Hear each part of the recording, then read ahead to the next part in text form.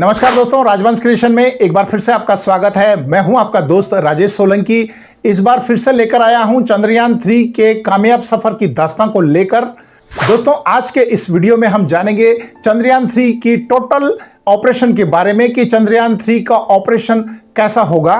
साथ ही जानेंगे चंद्रयान 3 का धरती से लेकर चंद्रमा तक के कामयाब सफर के बारे में, और जानेंगे कि आखिर धरती पर विक्रम लैंडर और रोवर के उतरने के बाद उसका ऑपरेशन कैसा होगा और वो हमारे वैज्ञानिकों को क्या इंफॉर्मेशन दे पाएंगे। दोस्तों, इन सभी सवालों का जवाब जानने के लिए आप हमारे साथ इस वीडियो के अंत तक बने रहें ताकि आपको इस रहस्यमयी चंद्रयान 3 के बारे में पूरी इंफॉर्मेशन मिल सके।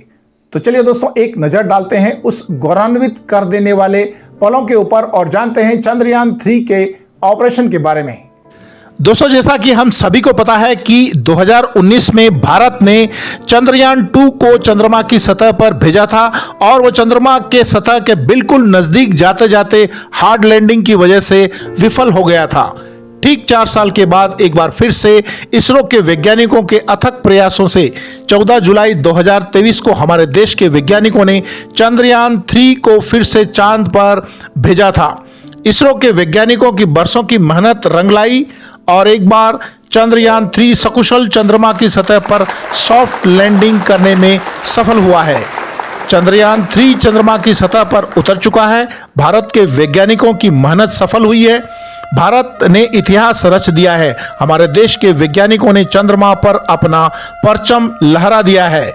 चंद्रयान 3 की सफल लैंडिंग हो चुकी है। ये भारत के लिए बेहद हर्ष और गर्व का समय है। हमारे देश के वैज्ञानिकों के दिन रात की कड़ी मेहनत के बाद आखिर वो घड़ी आ गई जिसका उन्हें बड़ी बेसब्री से इंतजार था।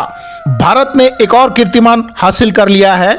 पिछली बार चंद्रयान 2 की सॉफ्ट लैंडिंग नहीं हो पाई थी, मगर अब चंद्रयान 3 ने चांद की दहलीज पर अपना कदम रख दिया है, जिसके कारण भारत के वैज्ञानिकों ने रच दिया है एक नया इतिहास। भारत के वैज्ञानिकों और समस्त भारतवासियों के लिए ये बेहद गर्व का समय है। चंद्रयान 3 के लैंडर ने चंद्रमा की सतह के दक्षिण ध्रुव पर लैंडिंग की है, जहां पर किसी भी देश ने अभी तक वहां पर कोई लैंडिंग नहीं की थी।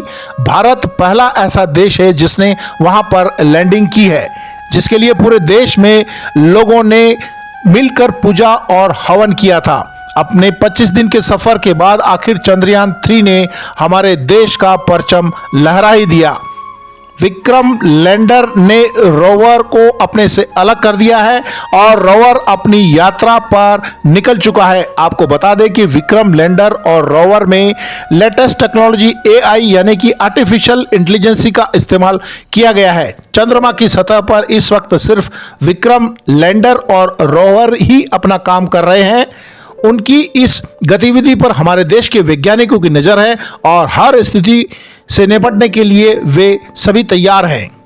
दोस्तों, अब हम जानते हैं कि आखिर विक्रम लैंडर और रोवर कैसे काम करेगा, इसका ऑपरेशन कैसे होगा और इनसे हमें क्या क्या इंफॉर्मेशन रिसीव्ड होगी।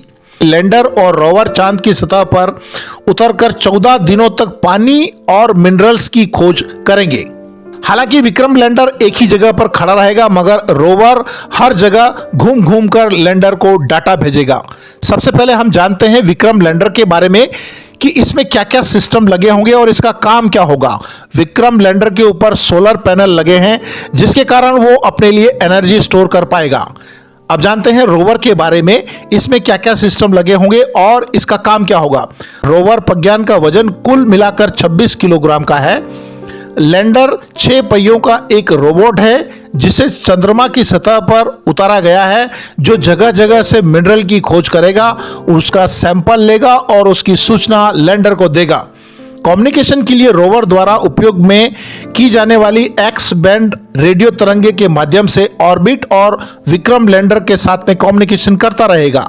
रोवर के ऊपर भी सोलर पैनल लगे हैं, जिसके कारण वो अपने लिए एनर्जी स्टोर कर पाएगा। ये रोवर एक दिन में लगभग 140 वाट बिजली उत्पन्न कर पाएगा। रोवर को चलाने के लिए लगभग 100 वाट की आवश्यकता होती है।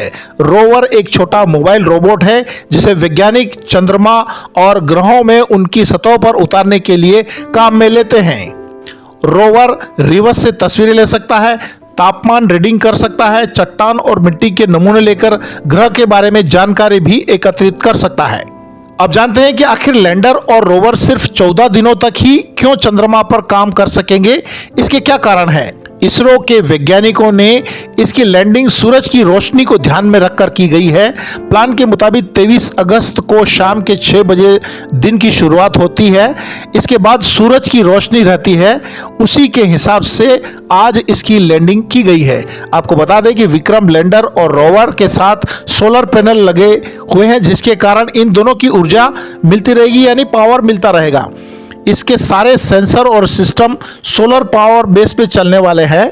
दोस्तों, जिस तरह से पृथ्वी पर 12 घंटे रात और 12 घंटे दिन होता है, मगर चंद्रमा पर ऐसा नहीं है, वहां पर पृथ्वी से बिल्कुल अलग है। अब जानते हैं कि आखिर ये कैसे होता है।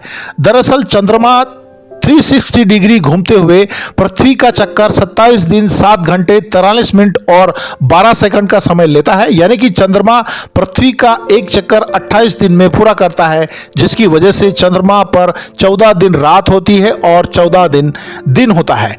चंद्रमा पर सिर्फ 14 दिनों तक ही उजाला रहता है और धूप निकलती है।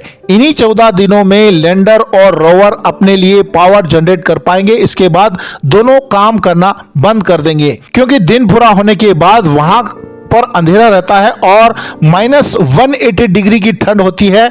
ऐसे में सिस्टम का काम करना मुमकिन नहीं हो सकता है। इसी कारण से इनको 14 दिनों में ही अपना काम पूरा करना होगा। इन 14 दिनों के दौरान रोवर वे सभी जानकारी हमारे वैज्ञानिकों को देगा, जैसे कि चंद्रमा पर किस प्रकार के मिनरल्स मौजूद हैं, चंद्रमा पर पानी का लेवल कितना है और क्या चंद्रमा पर कोई इंसान रह पाएगा या नहीं।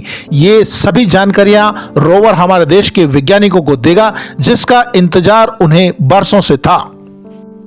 दोस्तों, साइंस और टेक्नोलॉजी ने कितनी तरक्की की है, इस बात का अंदाजा इस बात से लगाया जा सकता है कि धरती पर बैठकर इंसान लाखों किलोमीटर दूर चंद्रमा पर एक रोबोट को कंट्रोल कर सकता है।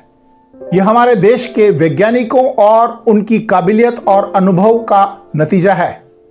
यह हमारे देश के लिए एक ऐतिहासिक दिन होगा और सभी देशवासियों के लिए एक गर्व का मौका होगा। दोस्तों, मुझे उम्मीद है कि आज का मेरा ये इंफॉर्मेटिव वीडियो आपको पसंद आया होगा। यदि आपको आज का ये मेरा वीडियो पसंद आया हो तो इसे लाइक करें, अपने दोस्तों को शेयर करें, ताकि ज़्यादा से ज़्यादा लोगों को चंद्रयान 3 के ऑपरेशन के बारे में पता चल सके। दोस्तों, जैसा कि मैंने आपको बताया कि इस चंद्रयान 3 के अंदर एडवांस टेक्नोलॉजी AI यानी कि आर्टिफिशियल इंटेलिजेंसी का इस्तेमाल किया गया था।